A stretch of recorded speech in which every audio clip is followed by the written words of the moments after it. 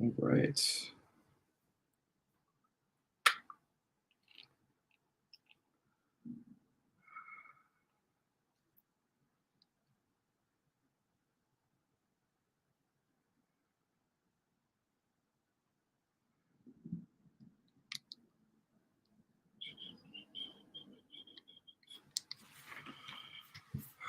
Okay. Let's see. Settings. We'll keep it the same.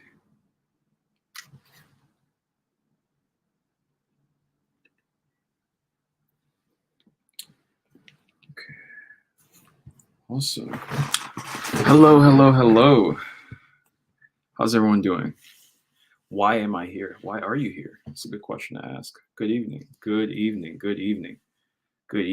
By the way, if this video is different from the one that I scheduled with, I don't know what happened. So if you were on that video, just join this one.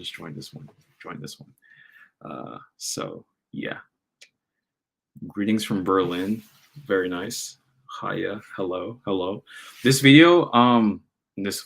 live stream, I don't necessarily have a topic, so ask questions and we'll see where it goes. Plan on being live for about 30 minutes to an hour, something like that. So excited to chat with you guys, answer some questions. Hi, spelled H-I-G-H. Hi, right back. Good evening. Love your content. Thank you. Appreciate it. It's something I absolutely love doing. Just sharing my insights with people, because like I always say this, like when you teach something or you tell something, you explain a topic to somebody, you retain it better, right? So goes a long way. Wow, I'm at a live. I know, Angela. That's pretty cool. Welcome to the live. I feel like an artist that's like performing live. Pretty cool. I accidentally clicked on my notification. Okay. Spanaway, Washington. Oh, I never heard of Spanaway. I know Washington State, though. That's really cool. I've been having a really good day. I mean, usually I'm aware enough to create great days for myself, but I've been like today I've been really aware of myself. So when I didn't feel like doing a given task or going here or doing this, I just did it anyways. I didn't let my emotions dictate the way my day would go, because I know what needs to get accomplished. Very big takeaway. You are an amazing teacher. Thank you. Appreciate it. Oh no, it was this one. Thank you. Do you believe in ghosts? I do believe in ghosts. I believe in the paranormal. I definitely think there's a lot of truth to paranormal activities and things like that. I just heard too many stories of people being able to communicate with them that I'm like, there's definitely some truth there. I love listening to you before I go to bed. Interesting. Thank you. Appreciate it. I guess my videos are a good source of ASMR too. Discovered you 2 months ago. Nice. Awesome. Really cool.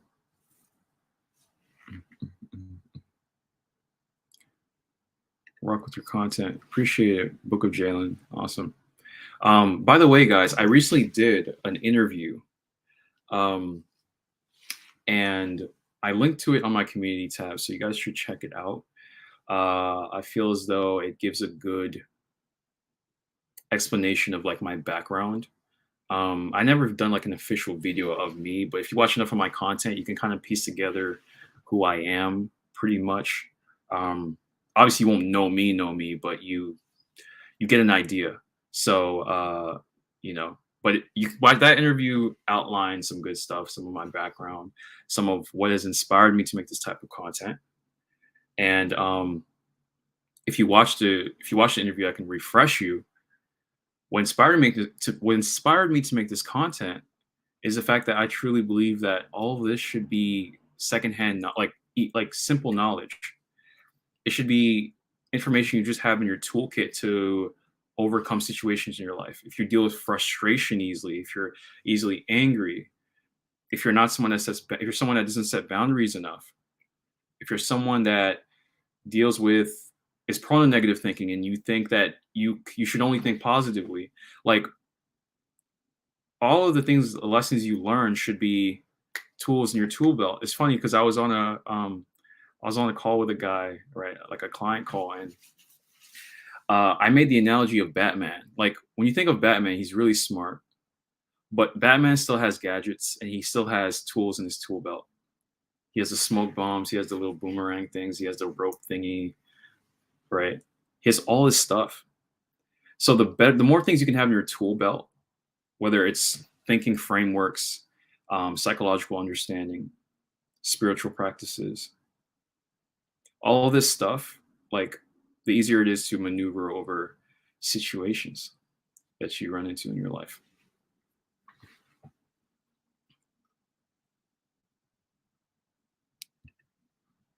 Okay, question. How do you make someone feel valuable platonically? Well, feeling valuable is relative to the person. Um, think about what that person think about what that person values, right? Like, do they value being listened to? If they value being listened to, then you being a good listener will make them feel valuable. Like my mom loves when I visit my mom, she loves telling me stories and everything, right? So she feels valuable when I'm very present with her and just listening to what she's saying. Right? It's like a helicopter outside. Let me close my window. So she feels valuable that way. Um,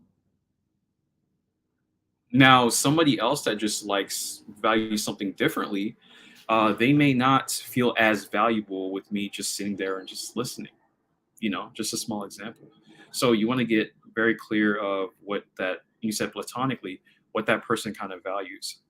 You can ask them directly too. Um, so that's a good way. Also, like if you think of the love languages, it doesn't always have to apply to a romantic connection. The Five Love Languages is a great book. But if you understand like the person's kind of love language, you can pretty much know how to make them feel valuable, right? Maybe your friend appreciates gifts, right? Around the times where people give gifts like Christmas, their birthday, etc. And you give really good gifts to them, right? It's not like you need to give them gifts all the time. I'm not saying that. I'm saying like when the time is right, like you're very thoughtful. They can feel very valuable because of that, because they value gifts. Me, I'm not necessarily a huge gift person. Like my love language, for example, from a platonic level, it'd probably be like quality time with a good friend, right? Like that'd be what I would gravitate towards from a platonic standpoint. So love languages is a good framework for feeling valuable. Definitely great content, very simplistic, easy to grasp. Lifts my mood somehow. Nice, nice, nice, nice. Thank you, appreciate it. How old are you? I'm 50. Just kidding. I'm 26. What keeps going with negative? What keeps going with negative individuals while making YouTube? They don't matter. Negative people don't matter to me. Why would someone's like opinion or perspective influence my end destination? The way I think about it is I'm a freight train, right? So whatever I want to accomplish, I'm gonna do what I can to accomplish it. Negative people are just little cones in my way, right? I don't say that in a very like, you know, malicious sense. I'm just painting a picture here, right? Like I think what people run into is other people's opinions hold way too much weight. It's not truth per se. It's not some objective truth. It's a perspective. And in fact, those negative people, maybe they could be making a correct point. If someone's negative towards my content, maybe they have a slither of truth there. Okay, if there's a slither of truth, maybe I could see, okay, what should I do about that? But Others, like if it's just a negative comment, if the person is just projecting stuff onto me, or they just want my attention, I don't care. It doesn't matter. Um, so that's a good question. I just have the mental picture of a freight train, right? Like you don't stop a freight train. It's just going. So and only the conductor can stop the freight train by stopping it with the controls. And if I view myself as the conductor and I don't want to stop the freight train, then I'm not going to stop the freight train. What do you think about sacred geometry? Some love it and use it for everyday life, but some debunk it and say it doesn't make any sense. Mm, that's a really good question. Sacred geometry, I haven't visited that in I'll be honest, I haven't visited sacred geometry in a long time, right? Like I haven't gone over that topic in a while. So, Francis, that's probably a question that I'll probably answer a little later on because, like, it's been a while since I really um, covered that or looked into it. Recently watched your video about defense mechanisms and think this could relate. What's the deal with having a goal but always finding an excuse not to chase it? It could be a myriad of reasons. Maybe the goal scares you, right? Maybe you are just attached to your current life and self-image. And if you achieve that goal, let's say it like this. You could achieve that goal and you could feel weird about achieving it. Like other people would view you differently. Maybe you have some jealous people in your life or things like that. Another thing is, you know, it's scary to change as a person by pursuing that goal. That's another thing. Some people just, it feels like ego death. Another thing is just fear of failure, which I think people put way too much emphasis on failure. And I think one of the sources of that is the education system. Because, like, if you get a D or an F on a paper, it's your intelligence level, which it's not. So people fear failure, but I say flip that and view failure as a plus because failure can help you get better. So don't view it as an ego thing, like where you fail at something and you know it says something about your character or your value as a human, which I think is ridiculous. So what's the deal with having a goal but always finding an excuse not to chase it? Yeah, your excuses are just a front to not do it because there's something you fear about going towards that goal, whether it's failing at it, whether it's succeeding at it, whether it's changing as a person. So you need to identify like what are the fears around the goal, or and what have you been told around the goal? What are your limiting beliefs around the goal? That's very important. Rereading Reality Transsurfing in 78 Days. Have you read this book? Oh, of course I have. Of course I have. I've referenced it in a few of my videos. Fantastic video. Fantastic book that explains the power of so many topics. So many topics with James Zealand talks about pendulums, the waves of fortune. I love that topic. The topic of waves of fortune, lifelines, so many things. And I like that it's broken up into days, right? So you can read a passage each day and everything, and really reflect on it. Really cool. Really cool. Random question: where do you find the artwork for your thumbnails? I love the style.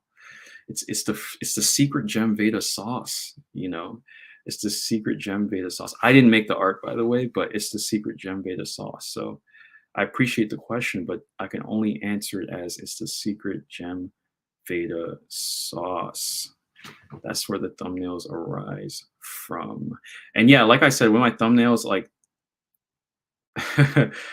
a lot of them actually have um, a direct representation of the video. Some of them that don't seem like it's a direct representation, it's because it's just me expressing my artistic side, my creative side. And in a way, it's kind of for me to look at and like be like, okay, I like that I put that together. I like this image and all of that. So yeah. Um, You got a great balanced ego. You're a great man. Keep it up. Thank you. I appreciate it. Um, yeah, because I mean, excess pride just I worked on myself to just realize just to the point where excess pride feels weird. Um, it feels out of balance, right? It feels a little forced to when you have excess pride, or at least when I have excess pride. And I also feel out of balance if I'm not seeing my value, right? I'm not seeing where I'm doing great. So balance is the key. Balance is the key.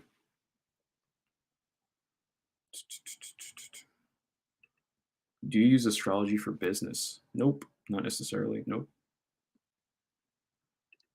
Have you read Art of Happiness by Dalai Lama? I'm listening to an audiobook right now. It's good. Oh, interesting. No, I haven't read that, but I know I've heard of the Dalai Lama, definitely. Mm, mm,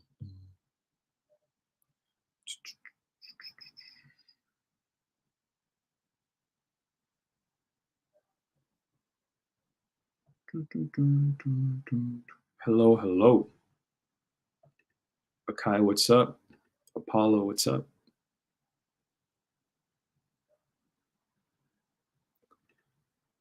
Was clicking on a boot on Nordstrom Rack. At the nanosecond, your push notification popped up. So my finger hit that accidentally. So glad I'm here. Nice to see your face. The boots can wait. Thank you. Yes, yes, everyone. Priorities. Just kidding. Just kidding. Just kidding. That's really cool though. That's happened to me too. Like, there's some YouTubers I watch as well. Like, I'm just on my phone. I get it, and I get the notification, and I'm just like, oh, let me check it out. Um, Speaking of notifications, I actually don't. I don't keep that many notifications on my phone, just because, especially when I'm like working on stuff. Like, I just know they're gonna pop up, pop up, pop up. But that's really cool. I can definitely relate to that.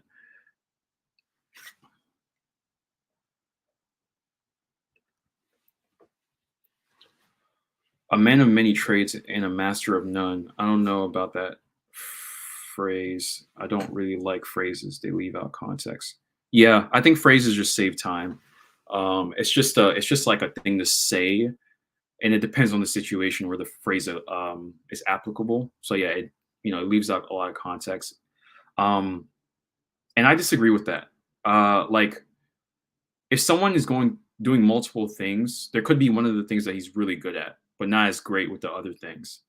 So, yeah, it's it's uh it's a little too simplistic. Hey man, I love your content. Thank you, appreciate it.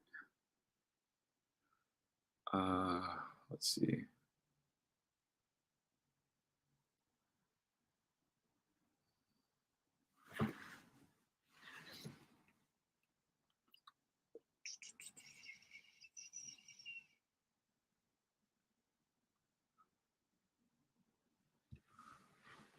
Question: how do you improve awareness? Um, Improving awareness is making it your lifestyle, like something you practice every single day, because it's a habit you do, and it becomes a normal part of what you do. It becomes subconscious, right? So there's different levels of awareness, right? Like, different things you can be aware of, like the way you're thinking, the way you're feeling, your body awareness for sure, awareness in social situations, awareness with your decision making. So there's a lot of ways to be aware. There's a lot of things to be aware of, but at first I'd say it comes with practice. Like, it's really a lifestyle change. It's not just like a thing you do like on Saturday, or a thing you do like uh, on a Monday night or something. So as you go about your day, you're just in the present. You're in the present moment as best as possible, and you're just noticing things. Like, it's a really an active approach, and then through time you get better at being aware. Um, so I could go into more detail with that, but I feel like that kind of gets it across, right? Like, be as present as possible and just go ahead and practice.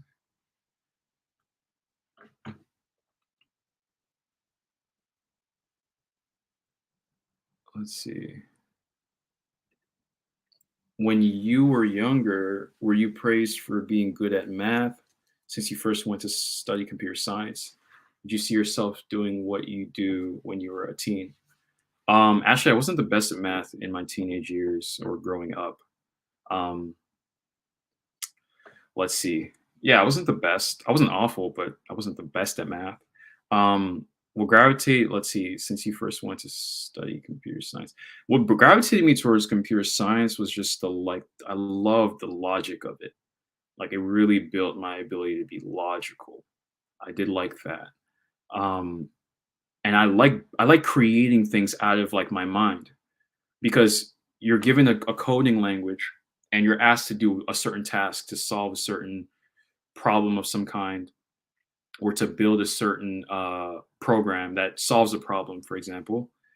And sure, you can be given like clues on how to do it, like as an assignment or something. But a lot of it is thinking it through. Maybe you have to do some research, Stack Overflow, all that stuff. But it's thinking it through, and you mess up. And this is the power of it. Was like I like that with coding was it was almost like an ego shedding, right? Because you in like computer science, like you think you're smart and you're like, oh yeah, I know this stuff. And then like the program tells you it's not running or you don't get the result you want when you compile it or press that little play button. Uh, and like it teaches you, it keeps teaching you that you don't know that much as you think you do. And in a weird sense, like that connects directly to spirituality. So that's what I did like about it. Then you ask, so I didn't see myself doing computer science from a young age. It was really like end of high school, where after doing research on it, I was like, this is an interesting thing. Then you ask, did you see yourself doing what you do when you were a teen? As in doing what I do now? Not exactly. Not exactly. As a teen, I was into self-improvement though as a teen. Um, and as I got older, like I just immersed myself in it and I just got deeper and deeper into it and just learning new things to the point where it became very natural. There was nothing else I wanted to do, right? Like computer science ran its course. I was like coding ran its course. I was like, nah, I psychology is amazing. Meditation, this stuff is like deep. And me seeing my life change, my behavior change based off what I'm applying, I was like, no, people need to know about this. Right. Like going back to the earlier question, what do you do about negative comments? Like my drive for my content is so high that like what? Like no, I'm like I have information to put out here, right? And not just information that's going to entertain you, right? Maybe some people find my videos entertaining, cool, but that's not the focus. It's like this is education. This is like I'm trying to create life-changing content that just changes the way you think. And I'm not even trying to create content where it's just you looking for my next video. It's like no, you go through the video, like the topics I talk about, you maybe do some research on it, and then you learn how to think and you learn how to develop insights on your own and develop um, ideas on your own to the point where you know you kind of become your own frame of reference as well when it comes to solving your problems. So that's a good question. Thank you, Zen.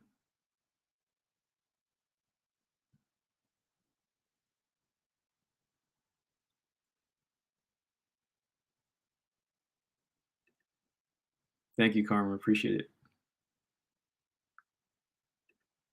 Thank you. Thank you.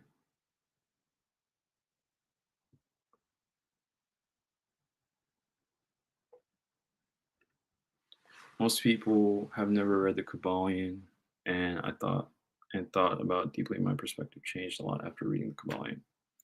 Yeah, the Cabalian is powerful stuff when it comes to the seven hermetic principles, and you can have direct experience of like what is spoken about.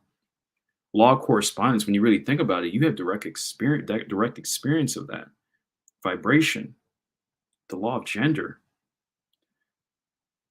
right? And not gender in a traditional sense, like man and woman. No, masculine and feminine energy, law of polarity, the law of rhythm. The Cabalian is, it's very good. How do you observe the mind in your opinion without engaging in it? Don't cast judgment into what's coming about. How do you go about keeping this up for a long period of time? Um, Very good question. It's really consistency, and also a great practice is of course meditation. Because meditation, it's funny because Joe Dispenza has a really good quote on this that I love, that I really agree with. Is when you like like at least the way he conducts it with his people that follow his work is in meditation you want to be no one or no thing and no thing. That means you don't have an identity in meditation. You just are. When I visualize it and I'm doing it, it's almost like a light. A light doesn't really like this ball of light doesn't have like an identity. It just like it almost just is. Yeah, you can put some characteristics to it. Oh, it's like it's bright and it's like orange and you know what I mean? Like there's no human identity to the light, right? So when you practice meditation, you practice that ability to not identify. And then your day to day, you can separate what the mind is doing a lot better. So that's what's up. And also like when you have instances of um your mind just like taking over, like allow it to be as best as possible. As hard as it gets, allow it to be.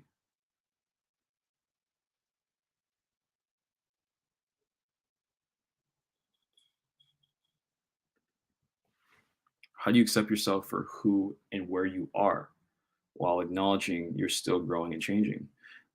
First, well, I don't compare myself to anyone. At least I do it. I try to do it as least as possible. Uh, if I ever do compare myself, I do it consciously, as in this person is doing this and I want to learn, right? So I do it consciously, but I don't really compare myself, right? Also, I accept like no matter what. This is like a hard standard too. It's a hard principle for me is no matter how my life ever turns out, I will always approve and accept myself. Not to say that I don't see my flaws. That's a different thing. But it's just a hard standard I have. Like I will always accept myself. Also, you can listen to affirmations around accepting yourself and loving yourself. You can create these and listen to them. I talk about that a lot in audio format. Just listen to them uh, while acknowledging you're still growing and changing. The truth is, there's never an end point of growth, and just accept that. Like you're good as you are, but you could be better. But that doesn't mean you're not valuable now. So those are like some things you can keep in mind.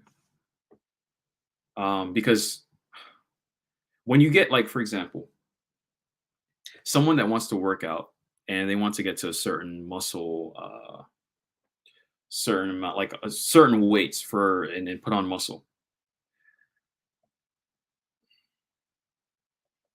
When they get to that weight, like when they make that goal, there's a chance that they want to get even bigger and bigger and bigger, more muscular, more muscular, more muscular. But that's just like, how that's just how the mind is at times.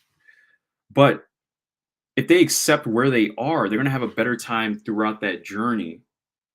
And then when they reach that point, they're going to realize, okay, I can still get better. But that's always going to be the case because there's almost never a ceiling. It's like people that make more money, like they want to make more and then more. Like there's always more and more and more and more. I say love yourself for where you are no matter what, right? No matter how things turn out, always love yourself, but still see the growth potential, but understand that there's never a ceiling.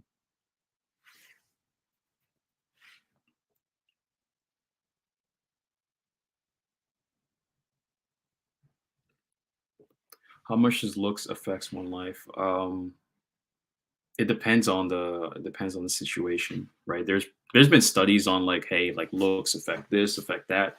don't let that like limit you. Like I think a lot of, especially like guys, like in dating, they harp on like, oh, I don't look this way, so she won't like me.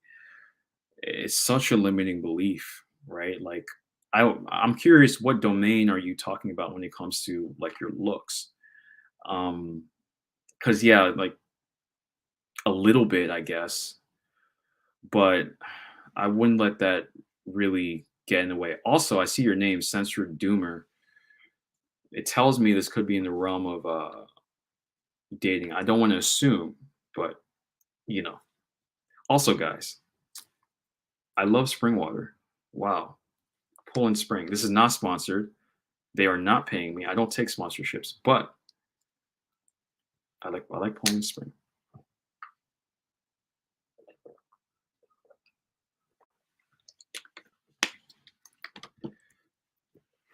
Coach Kayla, hi Jem. So excited for you to be on my boyfriend's podcast, Perspective Shift, in a few weeks. Yeah, I can't wait. I'm looking forward to it. That's in December. Everyone look out for that. That's going to be another interview that I'm going to do. Also, Kayla, I saw your message on Instagram. I was just busy, I think, when I read it, or I was about to drive somewhere, so I don't think I replied. I'll check. But I'll reply to you. But yes, I'm looking forward to it. I can't wait. Perspective shift. Yes.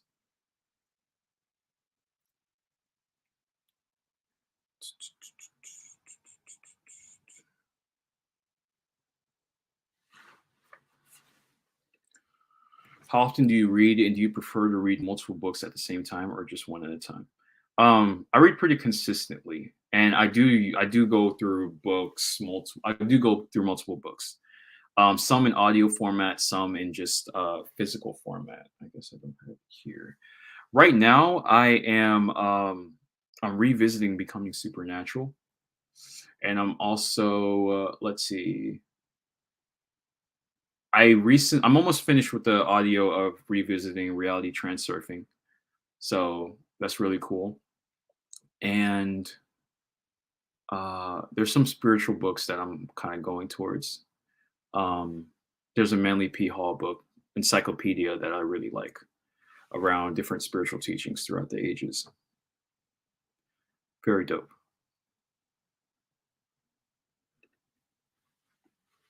Have you seen the ocean? I've never seen the ocean in my life. I don't know what that is. What's the ocean? Never in my life. Ever. Ever. Landlocked, baby. Just kidding. Yes, of course I've seen the ocean. Hey, bro, just wanted to say that your content is awesome. Thanks for bringing us such valuable content. Thank you. Appreciate it. The Giving Tree, great book. Is that the Shell service? Yeah, the Giving Tree. Yes, yes. I should actually order that. Now that I think about it. Now that I think about it. That just reminds me of my childhood. I had a light in the attic as a kid. Great poems.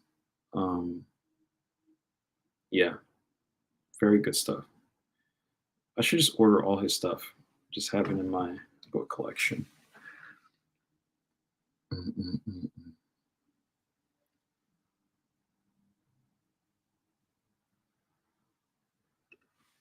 What is your diet like?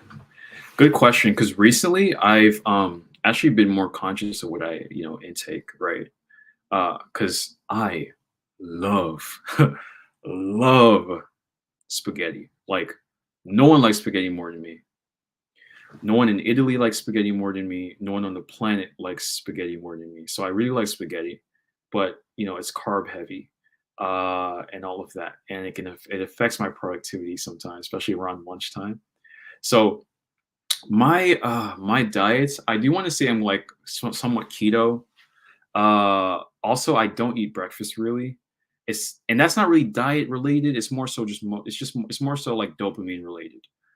Um, where I just prefer to be in a fasted state morning, and like most of the afternoon, and then I eat lunch kind of late afternoon, um, and then dinner. There are even instances where my lunch becomes a little heavy, like pretty heavy, and I just don't eat dinner. So I'd say somewhat keto like, right? And all of that. Also, I've been in the gym more lately compared to like over the summer. Over the summer, like I wasn't really in the gym. I've been in the gym more lately, so my caloric intake is a little higher.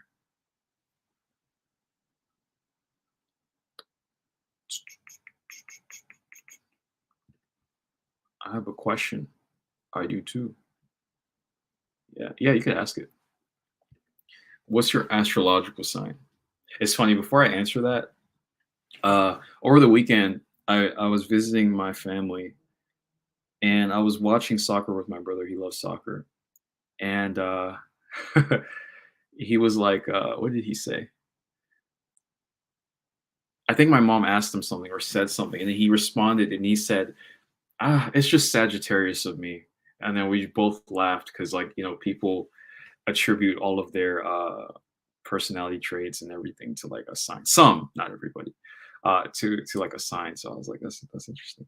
But my sign is I'm an Aries. I'm an Aries. My birthday is March 27th. Are you gonna drop a book list? I already dropped it. It's on Instagram and it's ongoing. Like I said, I think I said on the community post, I will put it on my website, jemveda.com, soon. So look out for that. Also, I do want to add, and I'll give more details on this later. Uh, I create a private community of driven self development folks, right? Also, people that have some sort of craft that you're working on, and you want to be around people that are like minded. It's called the Syndicate. I'll give more information on the Syndicate soon. But yeah, we're on a Discord server. We just had a call today together, and it was very valuable.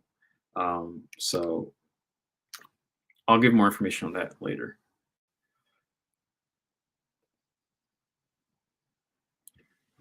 I have a problem with dealing with fear. Okay, could you give me more context?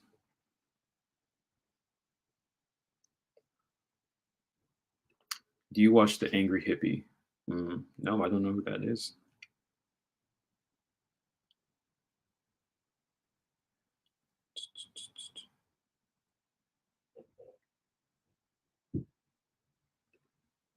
Do you think social media is the main reason for polarization in America?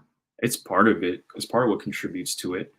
Because it's a medium of broadcasting opinions and stories and just so many things that it can create polarizations.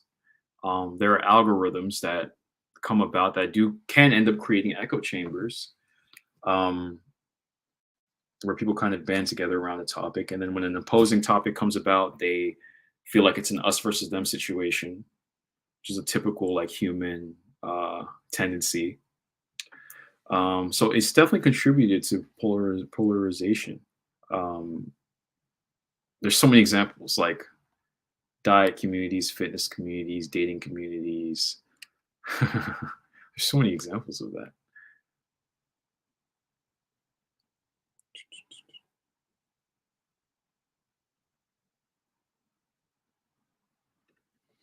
Do you get stress building up do you get stress building up for the holidays, especially around complicated family? Oh, I see what you're saying.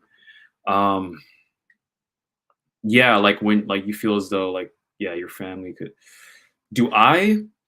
Well, no, not exactly, because I understand people will be people, and I'm my own person, and whatever feeling that I'll have around a certain like person or a situation, it probably won't matter like 2 weeks after or a week after. So it's like, so what, right? Um, so no, there's no stress. I mean, if you feel stressed around visiting family, maybe there's some conversations you want to have. Maybe you want to express yourself more, or maybe you're just viewing visiting them in the wrong light. Like maybe you don't have like, or maybe you don't have like enough context into why they are the way they are, right? Like, for example, with me, I had to understand where like my aunts, uncles, mom, like the generation they grew up in Senegal, for me to understand where they're coming from with certain world viewpoints. So when I visit them, I don't just come in and say in my head like, "Oh, you're wrong, you're wrong. No, no, no. What did you think about this? You think about that?" I don't necessarily do that. I'm just like, she had a certain upbringing. They had a certain upbringing, right? In a sense. So there's like a degree of empathy there. Um, because the better you understand someone, it's kind of a little harder to, for example, for case in point example, to get like angry at them for being a certain way.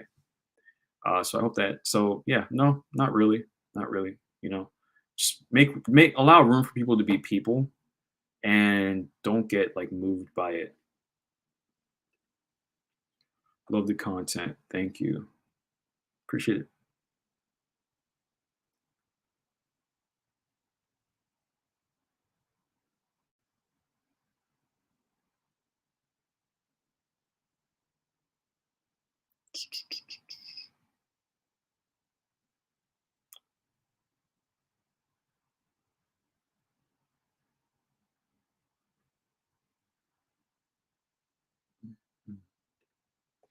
How would you overcome an overwhelming physiological dread when the mind feels like it's cooperating but the body isn't? Can you give me an example?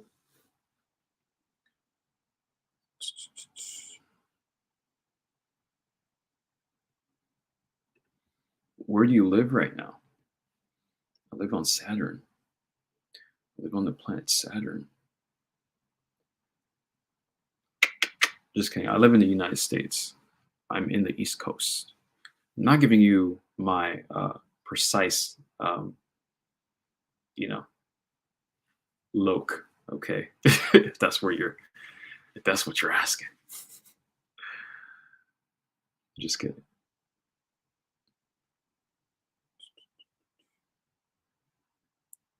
Mm, mm, mm.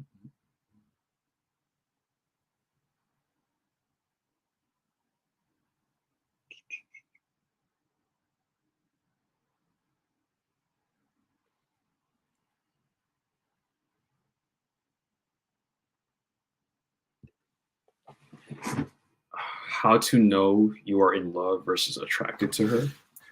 Um, I feel like love comes after some time spent. If you see someone and you're like, whoa, it's like infatuation slash attraction of some kind. Um, I feel like there's more qualities involved that are non-physical, and you are in more situations with that person, and it's a lot more, right? That's why people like wait to say I love you, because um, there's a lot more to it. There's a lot more to it. So to answer your question, how to know you are in love versus attracted to her? How would I describe love? That's a really good question. You actually have me like really thinking about this, because I never really verbalized love. It's just a feeling, right? Um, it's a feeling I experience. And there's also different forms of love. I know you're talking about it in romantic sense. So that's a good question. I gotta ponder that, because I just like giving a solid answer. But the attraction part is usually initial. It's usually physically based on your preferences. Attraction can also not just be physical, right? I'm not just saying that. I'm saying people find attraction differently, right? Like there's some people that are sapiosexuals. Like attraction for them is based on someone's like intellect, right? So people find it people attractive differently. But I'm saying attraction is usually something that will come first over love. Some people think infatuation is love, which it can be a form of love. Like if we're thinking of like universal love, it can be a form of it, but traditional sense, like love, that's something that's a lot deeper.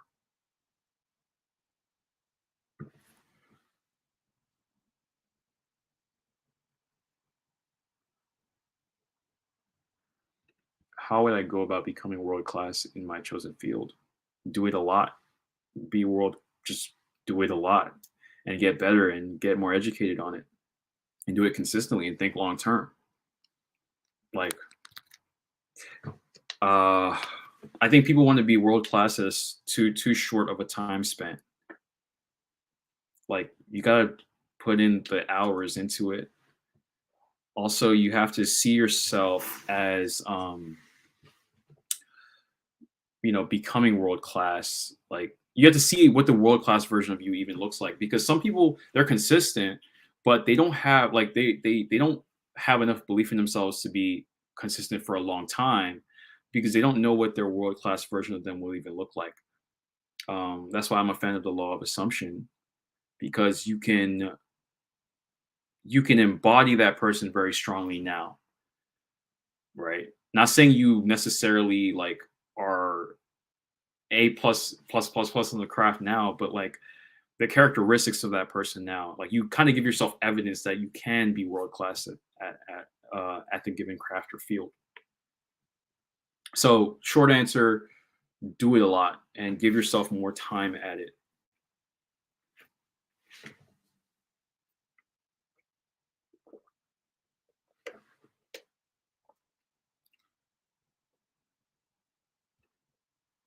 Gem, your videos stay in my mind long after I have watched them, leading to a lot of research. Which does alter how one lives and interacts with others. Yeah, absolutely. That's the goal of my content.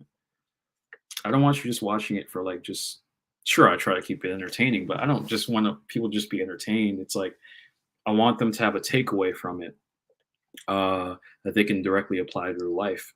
That changes the way they approach their relationships, themselves, the way they approach reality creation, changes the way they approach their limiting beliefs, changes the way they think about their subconscious mind and the shadow, right? Aspects of them they haven't faced. So very, very important. How old are you? 26. 26.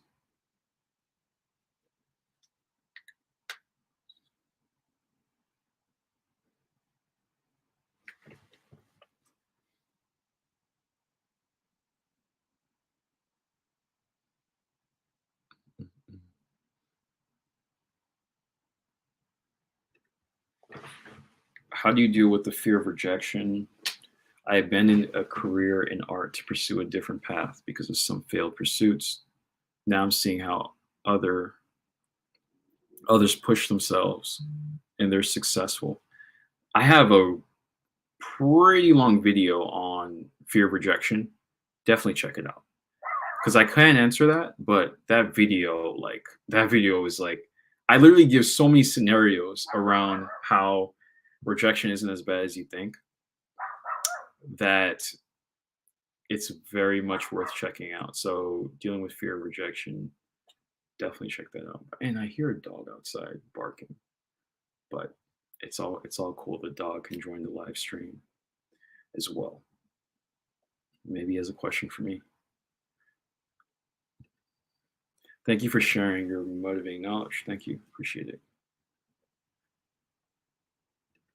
Thank you. Thank you. I love these types of comments, right? Like it's like it just shows that it's having an effect, right? It's getting people to change the way they start to think. So important. Do you have Spotify? No, but I might in the future because in the future at some point I'll probably do some sort of podcast that I'll share on YouTube, Spotify, Apple Podcasts, and stuff like that. So I don't, but currently I don't. If I am on Spotify, it's to sometimes listen to music on there. But if I do listen to music, I usually use Apple Music. And I know there's like some people that prefer Spotify.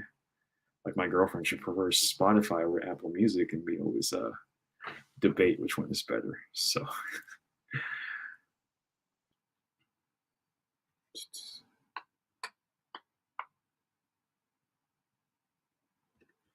How can a person deal with not daydreaming scenarios? I notice when I'm doing more significant things in my life, I feel better. How can a person deal with not daydreaming scenarios? I notice when I'm doing more significant things in my life, I feel better. I may need more background on that. Like, I may need you to expound on that a little bit more.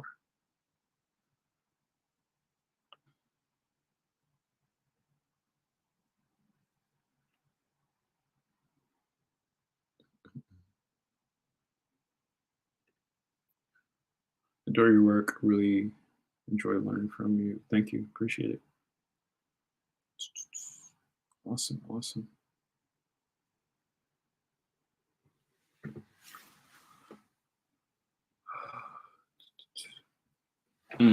Thanks for your concept. What do you think about the human mind and religions? The human mind is very old, and because it's old, there are biases that humans are prone to that makes us very predictable. uh, right, and there's emotions that weigh heavy on us just from a survival standpoint that can be manipulated.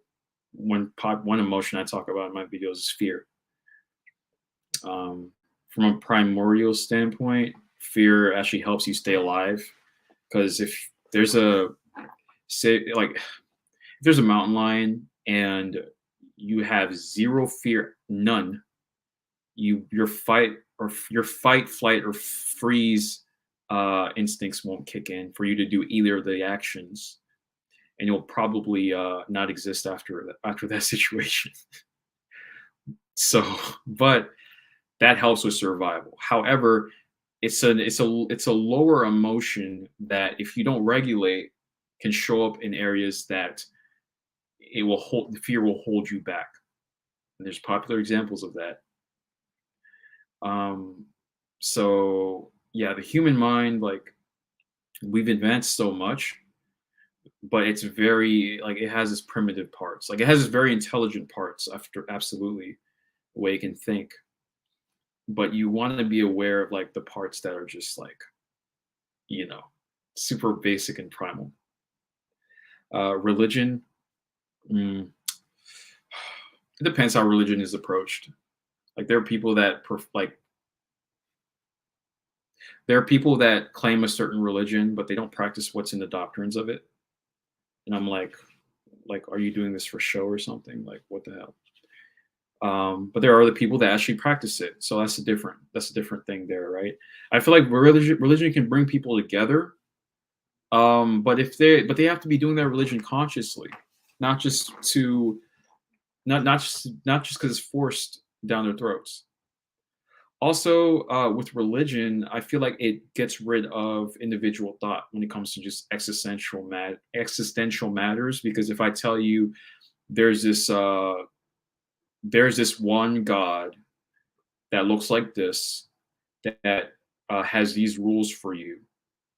If I give you a simplistic explanation like that, the likelihood of you looking beyond that, especially if I tell you that at a young age where you're very prone to programming, you're not going to look into matters of, like, beyond that. So yeah, religion.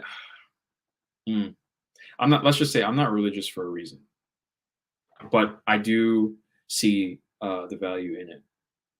But it depends on how you approach it. The spoke Zarathustra. No, I have not, but I should look into that. I found you. I'm going to follow you. I hope you haven't found me. Just kidding. Thank you for following. Welcome, welcome. Wow, Manley P. Hall. I just about to ask you about his work. Ooh, man, his stuff is dense. Like, if you get The Secret Teachings of All Ages, the book by him, like, you may have to read a paragraph like 3 times. But yes, he has a lot of great information. I mean, that book talks about druids. He talks about religion, magic. He talks about Hermeticism, of course. Wow, that's a good book. Very like it's really thick. I have it like over there. Um, Secret Teachings of All Ages by Manley Hall.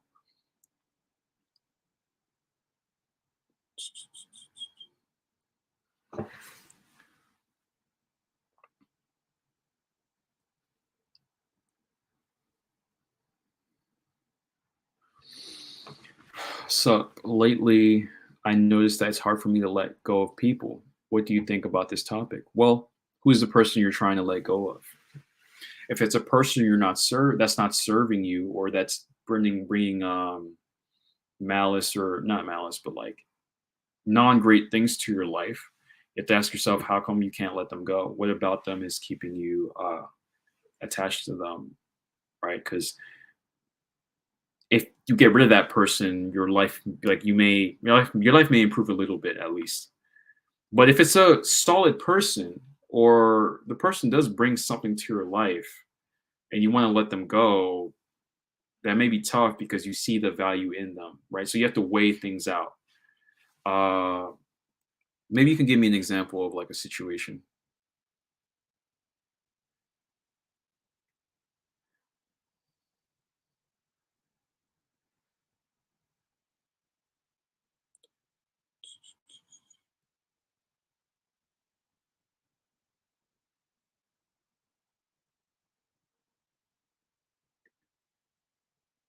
Hello, hello.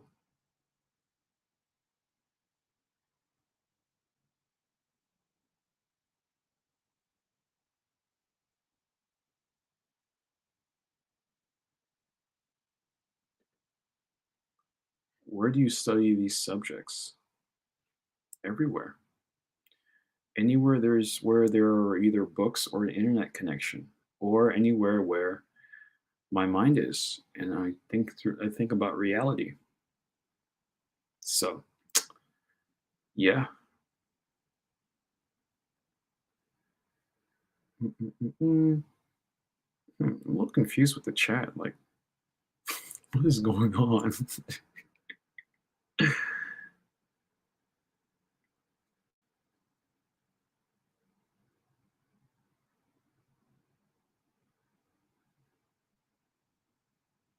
Mm, mm, mm.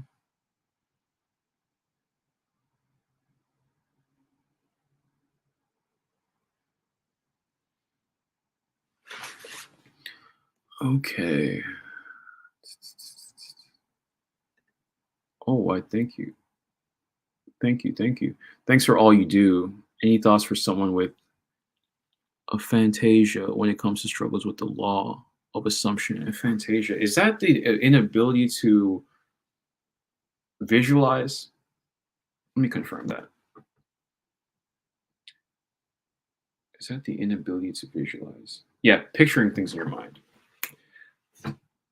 That's a really good question. I might give a long answer to that. So if you could give me your email, or I'll email me, or give me your email, and I'll go ahead and answer that, because I think I had someone that asked me the same thing. Um, when it comes to law of assumption, because yeah, the law of assumption does deal with visualizing, or at least that's the way I approach it. So I'd love to answer that with like kind of a detailed response. But thank you for the super chat. I really appreciate that. You should reach out to Danco. I should. Danco's cool. Yeah, I follow him on Instagram. He has good content.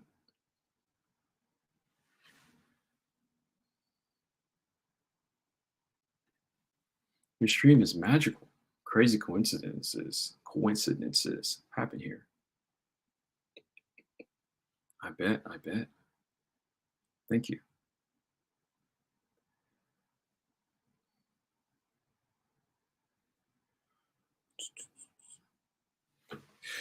Wow, I should probably get some guards up in here, some mods up in here. Because people are just, I don't know, like they're like 10 conversations going on at once. It's fine. It's fine. You guys can conversate. I'm just kidding. Um,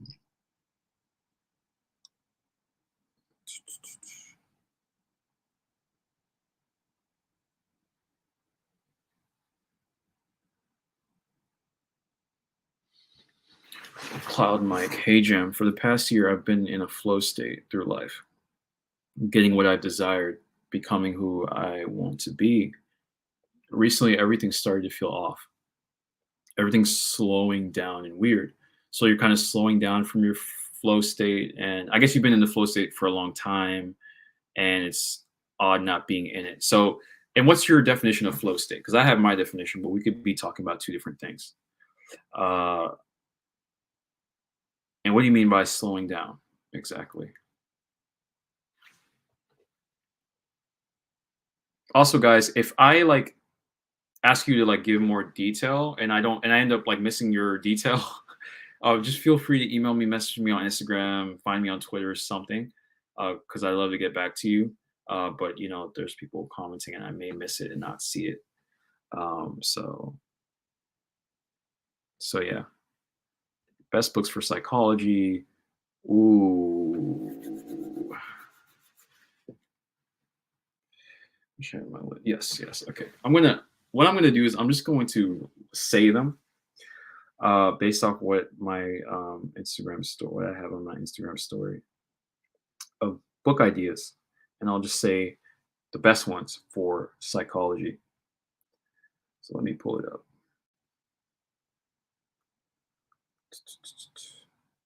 Okay. Uh, yeah, this would touch on it. The Laws of Human Nature, Robert Greene. Psychocybernetics, Maxwell Maltz. I'd say this, yeah. The Power of Your Subconscious Mind, Joseph Murphy. Let's see. What else do I have here?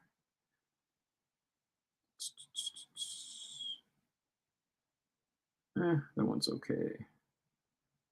Let's see.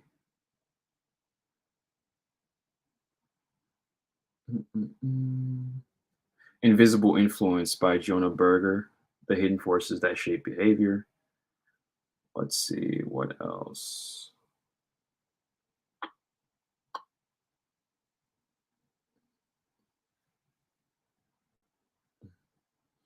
This one's interesting. Mind Reader. I haven't read this one yet, but it looks very interesting.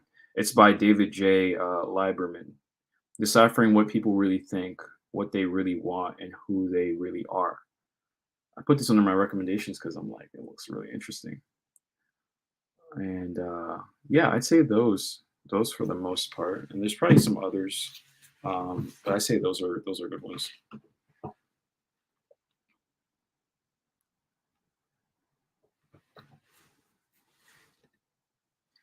Yes, but that would take it takes work. It takes work, and that person has to be patient with themselves when it comes to whoops when it comes to dealing with that trauma. Yeah, it will take time, but it's about patience. What are your thoughts about meditation? I think you're saying meditation, life changing, at least for me. At least for me. And there's so many ways to approach it that it's worth it.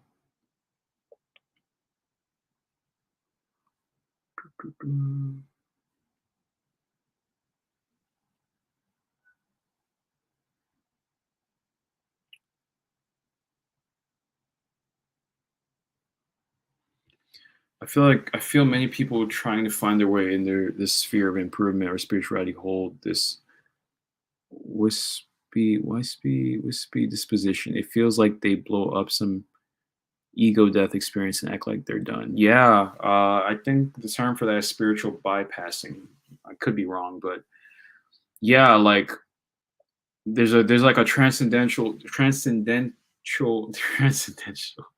even pronounce the word. There's a profound experience, and then they feel as though like that's it, and they can run into all sorts of problems, right? Like with their ego actually not being as as gone as they think they think it is. Um, that was actually the case with like one mentor from afar with me that I follow, like that I followed. Like it seemed as though, yes, he had these experiences, but it seemed like it kind of created some sort of spiritual ego within him.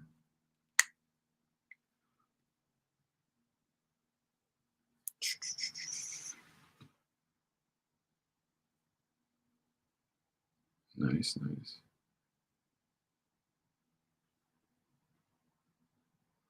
Good stuff. Cool. Well, as you know, and as I said, 30 minutes to an hour. This stream was amazing. Loved your questions, and I appreciate all your support. Look out for my next video, which is Understanding People Part 25. That one's going to be around social psychology. So I can't wait to drop that. That's going to be coming next. And I have some upcoming announcements that I'm going to make later. I did hint to the syndicate, right? I'll do a post on that in the community tab, the private group, where we talk about some fire stuff on there. So be on the lookout for that. Also, I have so many things coming up. I'm working on so many things. But overall, guys, thank you so much. Thank you for your support. Thank you for your questions. Those of you that I said, hey, give me more detail or some kind, like, feel free to email me. If you don't hear from me back in a couple of days, and like try to find me on Instagram or Twitter, or just comment on a video or something, and I'll probably see it. So cool, guys. Take care. Have a great one. Peace out.